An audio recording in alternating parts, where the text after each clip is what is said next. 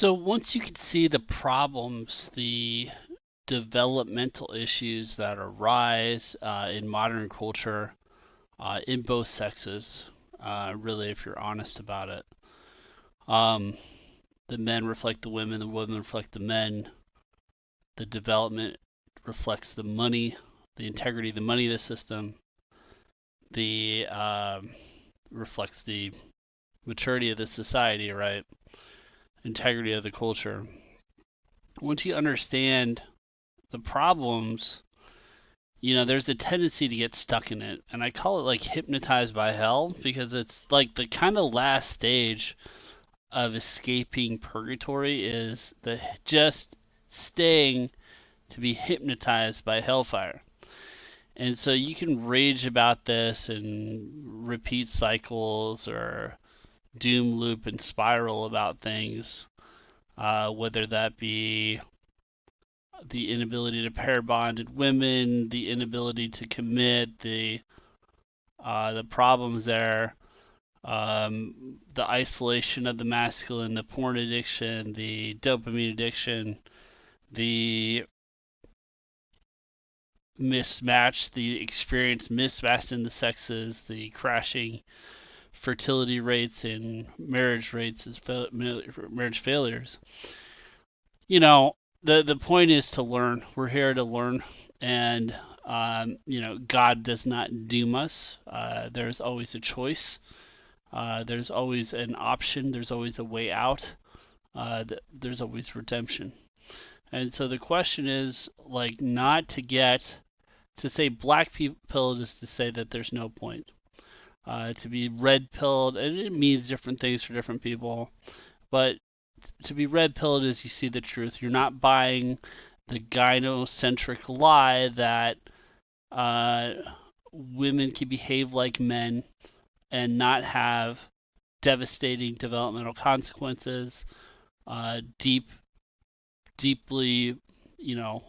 issues with chemistry, with pair bonding, with what you want genetically as a man.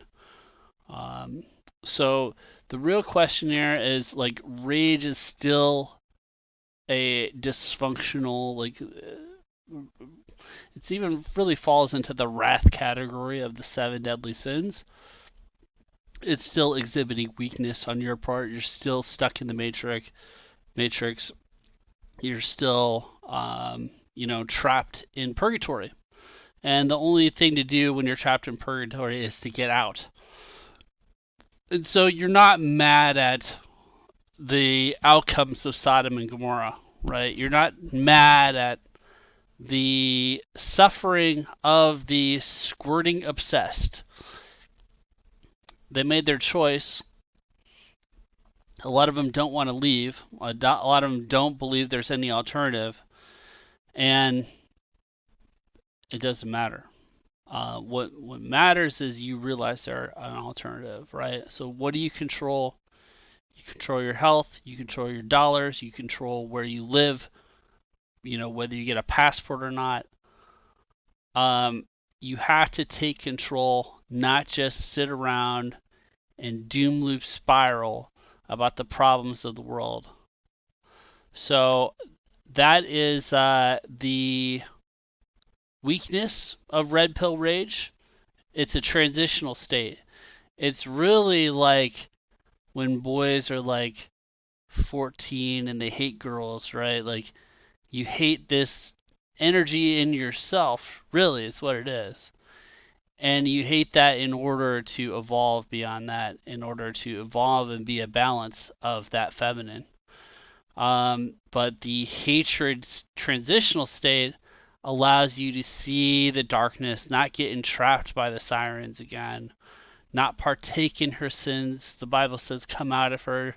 You're not playing that game anymore. You're opting out, and you're being more so you can expect more. So that is the trap of red pill rage. We're not interested in getting stuck as that, whatever your sexual disposition.